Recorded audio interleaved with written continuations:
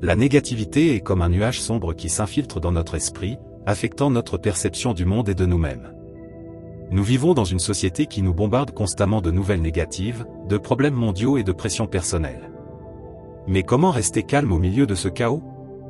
Le stoïcisme nous offre des réponses, et pas seulement des réponses superficielles, mais des stratégies profondes qui nous permettent d'éliminer la négativité à la racine. Au fil des siècles, les philosophes stoïciens ont affronté leurs propres tempêtes, et nous pouvons apprendre d'eux à transformer nos difficultés en opportunités de croissance. La négativité peut apparaître sous différentes formes. Elle peut venir des commentaires des autres, de nos attentes non réalisées, de circonstances imprévues, voire de nos propres pensées. Cependant, il ne s'agit pas d'éliminer totalement ces pensées ou ces situations, ce qui serait impossible, mais plutôt d'apprendre à les gérer, à transformer la négativité en neutralité, voire en positivité. En changeant notre façon de penser et d'agir, nous pouvons vivre une transformation intérieure profonde. Première stratégie, recentrer ses pensées sur le positif. L'une des méthodes les plus efficaces pour éliminer la négativité consiste à changer la façon dont nous dirigeons nos pensées. Cela peut sembler simple, mais c'est en réalité une pratique qui demande un effort constant. Notre esprit a tendance à se focaliser automatiquement sur le négatif. C'est un mécanisme naturel, probablement lié à notre instinct de survie, qui nous pousse à être attentifs aux dangers. Mais dans notre monde moderne, cette tendance à nous concentrer sur le négatif peut devenir une source constante de stress et de frustration. C'est ici qu'intervient cette stratégie, changer de perspective. Comme l'a dit Sénèque, nous souffrons plus dans notre imagination que dans la réalité. Ce principe est essentiel, car bien souvent, nous nous retrouvons piégés dans un cycle de pensées négatives qui amplifie les difficultés bien au-delà de ce qu'elles sont réellement. C'est ici que le pouvoir de recentrer ses pensées peut faire une grande différence. Lorsque vous êtes confronté à une situation difficile ou négative, au lieu de vous laisser envahir par le pessimisme, faites un effort conscient pour chercher un aspect positif ou une leçon à tirer de la situation. Par exemple, si vous perdez votre emploi, au lieu de ne voir que la perte, considérez cette épreuve comme une opportunité de trouver un travail qui vous passionne réellement et qui correspond mieux à vos compétences et aspirations. Cela ne signifie pas ignorer la réalité ou nier les difficultés, mais choisir de se concentrer sur la manière dont on peut tirer parti de la situation de manière constructive. Ce changement de mentalité ne se fait pas du jour au lendemain, mais avec de la pratique, vous pouvez entraîner votre esprit à être plus sélectif quant aux pensées que vous nourrissez. Marc Aurèle disait, « La vie est ce que nos pensées en font ». Imaginez comment votre vie changerait si, chaque fois que vous êtes confronté à un problème, vous choisissiez de vous concentrer sur ce qui fonctionne déjà ou sur ce que vous pouvez apprendre de cette expérience. Le pouvoir de cette stratégie réside dans le fait que vous avez le contrôle sur votre perspective, même lorsque vous n'avez aucun contrôle sur les circonstances. Un autre moyen d'appliquer cette stratégie est de pratiquer la gratitude. Même dans les moments difficiles, il y a toujours quelque chose pour laquelle être reconnaissant. Cela peut être aussi simple qu'un repas chaud ou le soutien d'un proche. Exprimer de la gratitude change la chimie de votre cerveau et vous aide à sortir d'un état d'esprit négatif. Les stoïciens valorisaient énormément la gratitude, car elle nous connecte à ce qui est vraiment important dans notre vie et nous éloigne du désir constant de plus ou de la peur de perdre ce que nous avons. Alors, la prochaine fois que vous sentirez la négativité vous envahir, arrêtez-vous, respirez profondément et cherchez quelque chose de positif dans votre situation. Peut-être que cela ne vous viendra pas immédiatement à l'esprit, mais avec un peu de réflexion, vous verrez qu'il y a toujours un aspect bénéfique à découvrir. Et si vous ne trouvez rien de positif, rappelez-vous que chaque expérience peut aussi être une leçon. Recentrer vos pensées ne vous aide pas seulement à éliminer la négativité, mais renforce aussi votre capacité à faire face aux défis de la vie avec un état d'esprit plus optimiste et constructif. Lorsque votre perspective change, votre énergie change aussi, ainsi que votre attitude, et finalement, votre réalité. Deuxième stratégie, pratiquer l'autodiscipline émotionnelle. Voici une stratégie essentielle pour toute personne souhaitant gérer la négativité de manière efficace, l'autodiscipline émotionnelle. Les stoïciens insistaient sur l'importance de ne pas se laisser emporter par ses émotions. Bien que cela puisse sembler difficile, c'est une compétence qui peut être développée avec le temps. Sénèque disait, « Nul n'est libre s'il ne sait se maîtriser lui-même ». Et c'est là le cœur de l'autodiscipline émotionnelle, être maître de ses réactions. Souvent, face à une contrariété, nous réagissons de manière automatique, sans nous rendre compte que nous laissons nos émotions prendre le contrôle. Lorsque nous nous laissons guider par la négativité, nous finissons par dire ou faire des choses que nous regrettons ensuite, ou bien nous nous enfonçons encore plus dans cet état d'esprit négatif. Le stoïcisme nous enseigne à prendre du recul avant de réagir. Imaginez que vous puissiez insérer une pause automatique entre ce qui vous arrive et votre réaction. Ce court instant vous permet d'évaluer la situation et de choisir la meilleure manière de répondre. La plupart du temps, cette réponse sera bien plus calme et rationnelle qu'une réaction immédiate. Cela ne signifie pas qu'il faille réprimer ses émotions. Il ne s'agit pas de devenir froid ou insensible, mais plutôt de reconnaître ce que vous ressentez sans vous laisser dominer par ces émotions. La prochaine fois que vous sentez monter la colère, la tristesse ou la peur, arrêtez-vous un instant. Posez-vous ces questions: comment ai-je réellement envie de réagir à cette situation? Qu'est-ce qui me sera le plus bénéfique à long terme?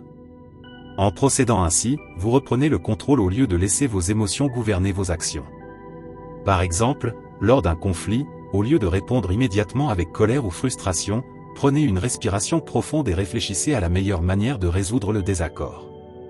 Si vous traversez une période de stress et de pensées négatives, plutôt que de vous laisser submerger, trouvez un moyen productif de canaliser ces émotions, comme la méditation, l'exercice physique ou simplement une pause bien méritée. L'autodiscipline émotionnelle vous donne l'espace nécessaire pour agir en pleine conscience, au lieu de réagir impulsivement. Et lorsque vous y parvenez, vous constatez que la négativité perd de son emprise sur vous. Elle ne disparaît pas totalement, mais elle n'a plus le même pouvoir sur vos décisions et votre bien-être. Le plus intéressant, c'est que plus vous pratiquez cette discipline, plus elle devient naturelle. Au début, cela demande un effort conscient, mais avec le temps, cette pause entre émotion et réaction deviendra un réflexe automatique. Cette stratégie peut transformer votre manière d'affronter les défis du quotidien. Car en maîtrisant vos émotions, vous apprenez à mieux gérer votre esprit. La prochaine fois qu'une émotion négative surgit, souvenez-vous des mots de Sénèque et demandez-vous: suis-je maître de moi-même en cet instant? Cette simple réflexion peut complètement changer la manière dont vous abordez la situation. Troisième stratégie, entoure-toi de personnes qui t'élèvent. Nous arrivons ici à l'une des stratégies les plus pratiques et puissantes pour éliminer la négativité: s'entourer de personnes qui nous élèvent plutôt que de nous tirer vers le bas. Ce que beaucoup ignorent, c'est qu'en tant qu'être humain, nous sommes fortement influencés par les personnes qui nous entourent. Nos pensées, nos émotions et même nos décisions peuvent être affectées par les individus avec qui nous passons du temps. Si ces personnes sont constamment remplies de négativité, il est fort probable que cette énergie t'atteigne également. Épictète disait: évite la compagnie de ceux qui se plaignent de tout, car leur mal est contagieux. Ce conseil est plus pertinent que jamais dans le monde moderne, où les plaintes, les critiques et le pessimisme semblent omniprésents. Si tu t'entoures de personnes qui ne voient que le côté négatif de la vie, qui se plaignent sans cesse et critiquent continuellement, tôt ou tard, tu te retrouveras emporté par cette même vague de négativité. Et c'est précisément ce que nous voulons éviter lorsque nous cherchons à mener une vie plus sereine, axée sur le développement personnel. Alors, que peux-tu faire? La réponse est simple, mais profondément transformatrice: cherche des personnes qui t'inspirent, qui te motivent à devenir meilleur, qui te soutiennent dans les moments difficiles tout en te poussant à voir les choses sous un angle plus positif. Les personnes qui t'élèvent ne sont pas celles qui te disent uniquement ce que tu veux entendre, mais celles qui t'aident à progresser, à grandir et à adopter une vision plus constructive des situations. Bien sûr, cela ne signifie pas que tu dois couper les ponts avec toutes les personnes qui se plaignent de temps en temps ou qui traversent des périodes de négativité. Nous avons tous ces moments. Mais cela implique que tu devrais être conscient de qui, dans ton entourage, apporte réellement une valeur positive à ta vie. Si tu identifies quelqu'un comme une source constante de négativité, il est peut-être temps de réévaluer le temps que tu passes avec cette personne. Un exercice utile consiste à analyser ton cercle social. Pose-toi les questions suivantes. Qui me fait me sentir bien après avoir passé du temps avec lui? Qui m'inspire à être meilleur? Qui me laisse une sensation de lourdeur ou d'épuisement émotionnel? Cette réflexion peut être un premier pas vers l'ajustement de ton environnement social de manière plus saine. Entoure-toi de personnes qui, elles aussi, cherchent à s'améliorer, à apprendre et à évoluer. Car cette énergie positive et cette attitude de dépassement sont également contagieuses, mais dans le meilleur sens du terme. Lorsque tu passes du temps avec des individus optimistes et constructifs, tu es naturellement inspiré à faire de même. C'est comme si leur énergie se transmettait à toi, et cela t'aide à éliminer la négativité que tu pourrais ressentir. N'oublie pas que tu peux également être cette personne qui élève les autres. Lorsque tu commences à pratiquer la gratitude, la discipline émotionnelle et une approche positive de la vie, tu deviens toi-même une source d'inspiration pour ton entourage. Ainsi, tu crées un cercle vertueux d'énergie positive qui impacte non seulement ton bien-être, mais aussi celui de ceux qui t'entourent. Alors, choisis soigneusement les personnes avec qui tu partages ton temps. En le faisant, tu prends l'une des décisions les plus importantes pour ton équilibre mental et émotionnel. 4e stratégie, pratique le détachement. Le détachement est l'un des concepts centraux du stoïcisme, et pourtant, il peut sembler paradoxal à première vue. Mais une fois compris et appliqué, il transforme radicalement la manière dont tu vis tes expériences. Quand on parle de détachement, il ne s'agit pas de devenir insensible ou de ne plus éprouver d'émotions. Il s'agit plutôt de ne pas laisser les choses, les personnes ou les résultats contrôler tes émotions et ton bien-être. Marc Aurèle disait, « Tout ce que tu entends est une opinion, pas un fait. Tout ce que tu vois est une perspective, pas la vérité. » Cette phrase résume parfaitement l'essence du détachement, car elle nous rappelle que beaucoup des choses auxquelles nous nous attachons ne sont que des interprétations ou des attentes que nous avons construites dans notre esprit. Nous avons souvent tendance à nous accrocher à notre vision de ce que les choses devraient être. Et lorsque la réalité ne correspond pas à nos attentes, nous ressentons frustration, déception et, bien sûr, négativité. Pratiquer le détachement ne signifie pas que tu te désintéresses de ce qui t'entoure, mais plutôt que tu acceptes que tu ne peux pas tout contrôler et que tu n'as pas besoin que les choses soient exactement comme tu le souhaites pour être en paix. Par exemple, imagine que tu travailles dur sur un projet et que tu places de grandes attentes sur le résultat. Si tu t'attaches trop à cet objectif, tout contretemps ou échec risque de t'affecter profondément et d'alimenter la négativité. En revanche, si tu pratiques le détachement, tu fais de ton mieux mais tu ne t'obsèdes pas sur l'issue finale. Tu acceptes que tout ne dépend pas de toi et que certains éléments échappent à ton contrôle. Le détachement t'aide également à voir les choses avec plus de clarté. Lorsque nous sommes trop attachés à quelque chose ou à quelqu'un, nos émotions brouillent notre jugement. Nous ne prenons plus nos décisions en fonction de la réalité, mais en fonction de nos désirs ou de nos peurs. En pratiquant le détachement, tu peux observer les situations avec un regard plus objectif, ce qui te permet de prendre des décisions plus sages et équilibrées. Cela réduit naturellement la négativité, car tu ne te retrouves plus pris dans une spirale émotionnelle incontrôlée. Le détachement est également essentiel dans les relations humaines. Nous avons tendance à nous attacher aux autres d'une manière qui fait que leurs actions ou leurs décisions ont un impact énorme sur notre humeur. Pratiquer le détachement ne signifie pas cesser d'aimer ou de prendre soin des autres, mais plutôt ne pas laisser leur comportement dicter ton bien-être émotionnel. C'est comprendre que tu ne peux pas contrôler les autres, et donc, ne pas leur donner le pouvoir de perturber ton équilibre intérieur. Le détachement s'applique aussi au bien matériel. Dans notre société, où la réussite est souvent mesurée à travers ce que nous possédons, il est facile de s'attacher aux objets. Pourtant, les stoïciens nous rappellent que tout ce que nous possédons est éphémère. En apprenant à se détacher des choses matérielles, on commence à ressentir une véritable liberté. On cesse de vivre dans la peur constante de perdre ce que l'on a, car on comprend que notre véritable valeur ne réside pas dans ses possessions. Alors, comment commencer à pratiquer le détachement ?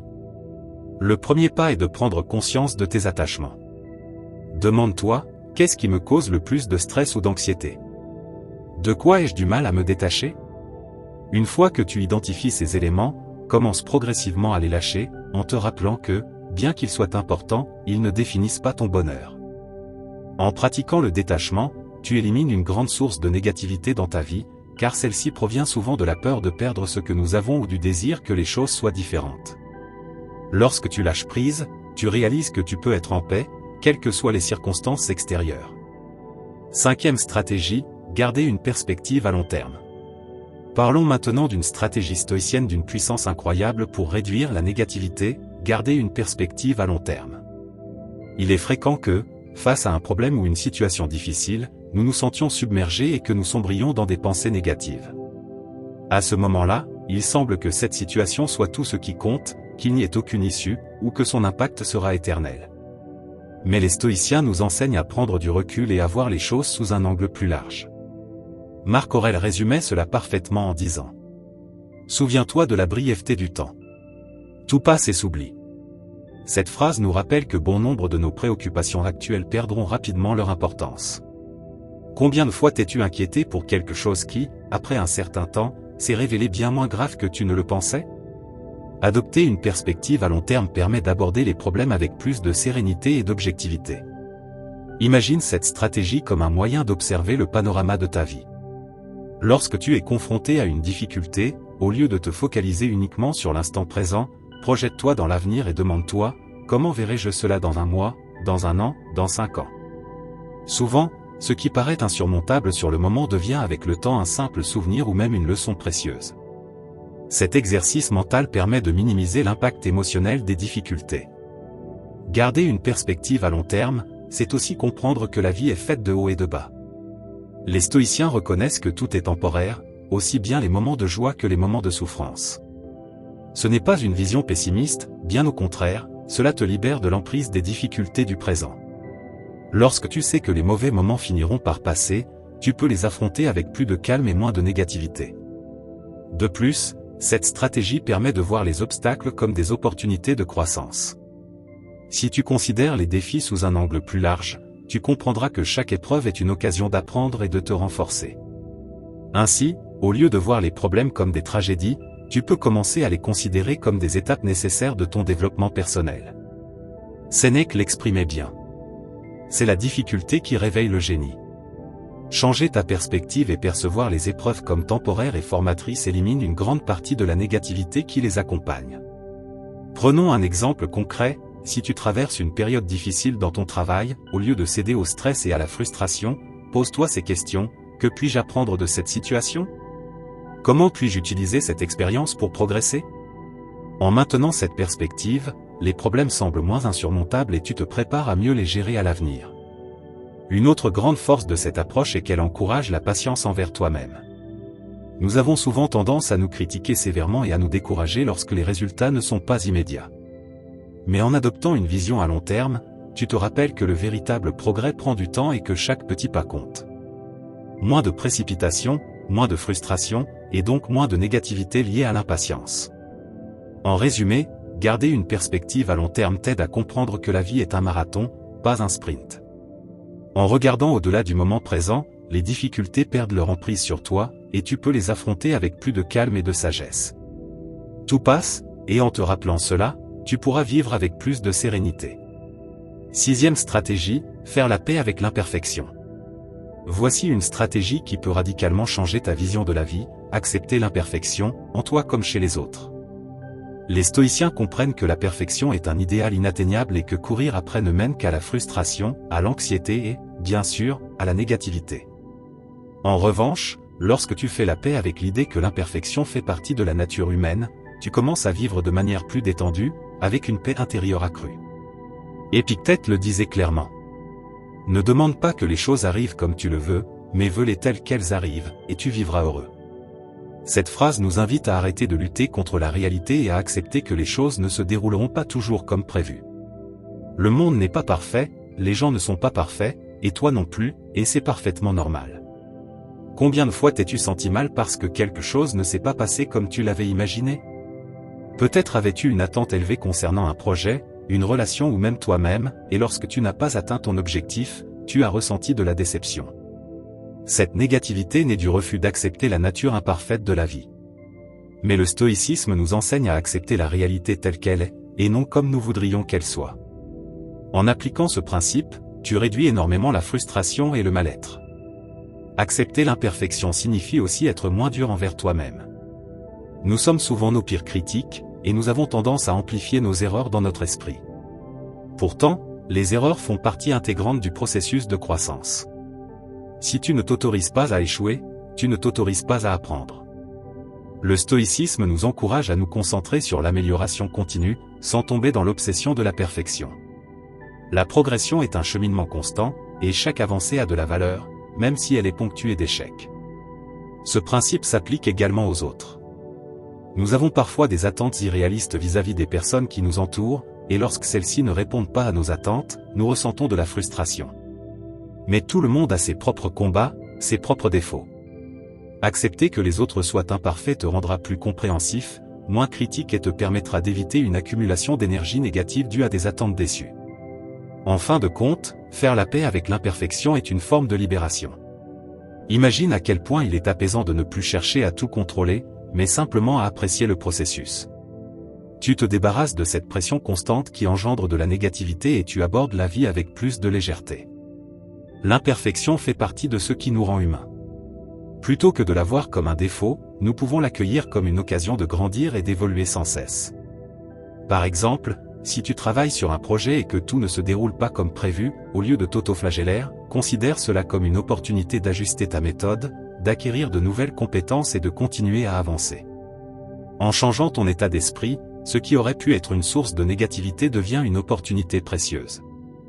De plus, accepter l'imperfection te permet de vivre pleinement dans le présent. Lorsque tu es obsédé par la perfection, tu passes plus de temps à t'inquiéter pour l'avenir ou à regretter le passé. Mais en acceptant que tout ne sera jamais parfait, tu peux te concentrer sur l'instant présent et en tirer le meilleur. En fin de compte, accepter l'imperfection, c'est s'autoriser à vivre avec plus de sérénité et de joie. 7e stratégie, pratiquer le silence réflexif. Le silence est un outil sous-estimé, mais dans l'histoire, il s'est révélé être un levier puissant pour progresser. L'égoïsme a un rôle crucial dans notre perception du monde.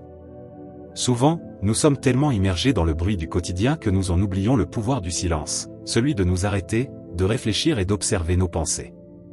Cette stratégie ne permet pas seulement d'éliminer la négativité, mais elle apporte également une clarté mentale essentielle pour mieux affronter les défis de la vie. Sénèque disait, « Le silence est une conversation avec soi-même ». Et c'est dans ce silence que l'on peut véritablement observer l'émergence de nos pensées et émotions, sans le brouhaha constant qui envahit notre existence. Nous vivons à une époque où l'information est omniprésente. Chaque seconde, nous sommes bombardés de stimuli externes, téléphone, télévision, réseaux sociaux. Cette surcharge nous distrait en permanence et, bien souvent, alimente une spirale de négativité. Pratiquer le silence réflexif signifie s'accorder un moment dans la journée pour se déconnecter de tout ce bruit. Que ce soit le matin, avant que la journée ne commence, ou le soir, lorsque tout est plus calme, il suffit de quelques minutes de tranquillité pour être seul avec soi-même, sans distraction, afin d'observer ses pensées. L'objectif n'est pas de réprimer ses émotions ou d'ignorer ses problèmes, mais plutôt d'observer ce qui se passe en soi avec une honnêteté totale. Le silence aide également à maîtriser nos réactions émotionnelles impulsives, souvent source de négativité. Lorsque quelque chose nous contrarie, nous avons tendance à réagir immédiatement, en parlant ou en agissant sous le coup de l'émotion. Mais en pratiquant le silence réflexif, on s'offre cette pause nécessaire pour ne pas réagir de manière automatique. Au lieu de laisser la négativité nous submerger, on peut prendre un instant pour se demander, est-ce la meilleure façon de répondre ? Y a-t-il une approche plus constructive pour gérer cette situation ? C'est dans ces moments de silence que la clarté se manifeste. Souvent, les problèmes qui nous semblaient insurmontables dans le tumulte du quotidien nous apparaissent bien plus insignifiants lorsqu'on les contemple dans le calme. Ce temps de réflexion nous permet d'élaborer des solutions plus efficaces et de conserver notre sérénité même face à l'adversité. Par ailleurs, le silence nous reconnecte à notre sagesse intérieure. Les stoïciens croyaient en la puissance de la raison, et le silence nous donne accès à cette part rationnelle de notre esprit. Il nous permet de prendre du recul, d'analyser les choses avec objectivité, loin des tourments émotionnels. Il nous aide à identifier nos schémas de pensée négatifs et à rectifier le tir avant qu'ils ne prennent le dessus. Une pratique simple à instaurer consiste à s'asseoir en silence quelques minutes chaque jour, sans rien faire d'autre qu'observer ses pensées.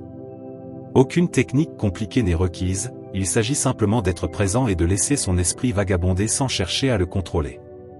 Cela peut sembler anodin, mais avec le temps, ce moment de silence devient un allié puissant pour réduire la négativité et améliorer la concentration mentale. Une autre vertu du silence réflexif est qu'il améliore notre capacité d'écoute.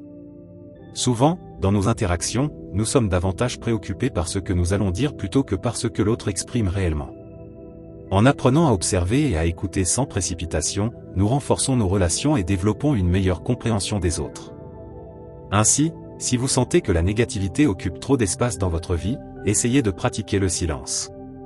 Ce n'est pas simplement le fait de se taire, mais de trouver dans ce silence la paix et la clarté qui vous permettront d'affronter l'existence avec plus de sérénité. 8e stratégie, adopter un état d'esprit tourné vers le service. L'une des méthodes les plus efficaces pour éliminer la négativité est de cesser de se focaliser uniquement sur soi et de consacrer son énergie à aider les autres. C'est une approche profondément valorisée par les stoïciens, et elle a un impact considérable sur notre perception de la vie. En adoptant un état d'esprit tourné vers le service, non seulement vous créez des connexions plus authentiques avec autrui, mais vous réduisez également l'espace mental occupé par la négativité. Sénèque disait, là où il y a un être humain, il y a une opportunité pour la bienveillance. Cette phrase résume parfaitement l'essence d'un esprit altruiste. Nous avons souvent tendance à nous enfermer dans nos propres problèmes, ce qui peut nous isoler et renforcer notre sentiment de mal-être. Mais lorsque nous changeons de perspective et nous demandons « Comment puis-je aider quelqu'un aujourd'hui ?», nos préoccupations personnelles nous paraissent soudainement moins accablantes, et nous trouvons un nouveau sens à nos actions. L'aide aux autres ne doit pas nécessairement être un geste grandiose. Des actes simples, comme prêter une oreille attentive à un ami, offrir quelques mots encourageants ou rendre un service minime, peuvent transformer la journée de quelqu'un et par ricochet, la vôtre. En aidant, on ressent une satisfaction intérieure qui repousse naturellement la négativité. D'ailleurs, de nombreuses études ont démontré que les actes de gentillesse entraînent la libération de dopamine, l'hormone du bien-être. Cela contribue à réduire le stress et à améliorer l'humeur. De plus, adopter un état d'esprit tourné vers le service nous rappelle que nous ne sommes pas seuls dans nos difficultés. Chacun traverse des épreuves, et en nous connectant aux autres, nous renforçons notre sentiment d'appartenance à l'humanité. Cela nous permet aussi de relativiser nos propres problèmes. Ils sont certes importants, mais ils ne sont pas uniques. Le service aux autres n'est pas seulement bénéfique pour ceux que nous aidons, mais aussi pour nous-mêmes. Lorsque nous sommes plongés dans la négativité, notre esprit se concentre sur ce qui nous manque. Mais en orientant notre attention vers la manière dont nous pouvons être utiles, cette énergie négative s'estompe peu à peu. Il n'y a pas de place pour la négativité dans un esprit occupé à cultiver le bien. 9e stratégie, adopter la résilience. La résilience est l'une des compétences les plus importantes que nous puissions développer si nous voulons éliminer la négativité de nos vies. Être résilient ne signifie pas que les problèmes ou les difficultés ne vous affectent pas, mais plutôt que vous avez la capacité de vous relever et d'avancer avec un état d'esprit fort. C'est ici que le stoïcisme joue un rôle clé. Les stoïciens nous ont toujours enseigné que nous ne pouvons pas contrôler ce qui nous arrive, mais seulement la manière dont nous y réagissons. C'est l'essence même de la résilience. Comme l'a dit Épictète, ce qui trouble les hommes, ce ne sont pas les choses, mais les jugements qu'ils portent sur ces choses. Cette citation capture parfaitement la mentalité stoïcienne face aux défis. Les difficultés, qu'elles soient grandes ou petites, font partie de la vie. Mais ce qui fait réellement la différence, c'est la manière dont nous choisissons d'y répondre. La résilience, c'est cette capacité à se relever à chaque chute, à ne pas laisser les problèmes nous écraser, mais à nous renforcer à travers eux. Le stoïcisme nous aide à voir chaque défi comme une opportunité de grandir. Plutôt que de considérer les difficultés comme des obstacles insurmontables, il faut les voir comme des épreuves qui nous rendent plus forts. Chaque fois que vous surmontez une adversité, vous ne devenez pas seulement plus résistant, mais vous éliminez également une grande partie de la négativité qui accompagne la peur de l'échec ou de la souffrance. Lorsque vous réalisez que vous êtes capable de surmonter n'importe quelle situation, la négativité perd son emprise sur vous. La résilience est aussi étroitement liée à l'acceptation. Accepter que la vie ne sera pas toujours facile est une force intérieure qui permet de gérer tout ce qui se présente. Cette acceptation procure une tranquillité d'esprit essentielle pour garder la négativité à distance. Au lieu de lutter contre la réalité ou de se plaindre de ce qui ne peut être changé, on accepte la situation et on se concentre sur ce que l'on peut maîtriser. Cette approche proactive est la clé pour maintenir un état d'esprit positif, même dans les moments les plus difficiles. Un autre aspect crucial de la résilience est d'apprendre à ne pas prendre les échecs de manière personnelle. Tout le monde échoue à un moment donné, mais les stoïciens nous rappellent que l'échec ne définit pas qui nous sommes. Marc Aurèle disait, « L'homme est éprouvé comme l'or l'est par le feu. Ce qui importe, ce n'est pas combien de fois tu tombes, mais combien de fois tu te relèves avec dignité. Ce qui compte réellement, ce n'est pas le nombre d'obstacles que vous rencontrez, mais votre capacité à vous relever et à continuer avec intégrité et force. » Alors, comment développer la résilience ? La première étape consiste à changer sa perception des problèmes. Plutôt que de les voir comme des punitions ou des malchances, commencez à les considérer comme des opportunités de croissance. Posez-vous ces questions, qu'est-ce que je peux apprendre de cette situation ? Comment puis-je en sortir plus fort ? Ce simple changement de perspective vous permettra d'affronter les difficultés avec plus de sérénité et moins de négativité. Une autre façon de renforcer votre résilience est de prendre soin de vous, tant physiquement qu'émotionnellement. Lorsque vous êtes bien dans votre corps et votre esprit, vous êtes mieux préparé à affronter les défis. Bien dormir, faire de l'exercice, adopter une alimentation équilibrée et s'entourer de personnes bienveillantes sont des éléments essentiels pour rester fort, même dans les périodes difficiles. La résilience n'est pas seulement une question de mental, elle est aussi physique et émotionnelle. Enfin, pratiquer la résilience implique également de reconnaître vos réussites, même les plus petites. Chaque difficulté surmontée mérite d'être reconnue. Prenez un moment pour apprécier vos efforts, car cela renforce votre confiance en vous et vous rappelle que vous êtes capable d'affronter tout ce qui se présente. Ce processus réduit le poids de la négativité et vous aide à voir les épreuves comme des opportunités d'évolution. Alors, souvenez-vous, vous avez en vous la capacité d'être résilient. Chaque défi est une occasion de vous renforcer, et en adoptant cette mentalité, vous verrez la négativité s'estomper peu à peu. Si tu es arrivé jusqu'ici, je t'invite à t'abonner, à activer les notifications et à laisser un commentaire pour que YouTube reconnaisse que ce contenu est utile aux personnes comme toi. Cela nous motive à continuer à créer des vidéos de ce type à l'avenir. Je t'encourage aussi à jeter un œil aux 2 dernières vidéos que nous te recommandons. Je te remercie sincèrement pour ton temps et ton soutien. On se retrouve très bientôt pour une nouvelle aventure. À très vite.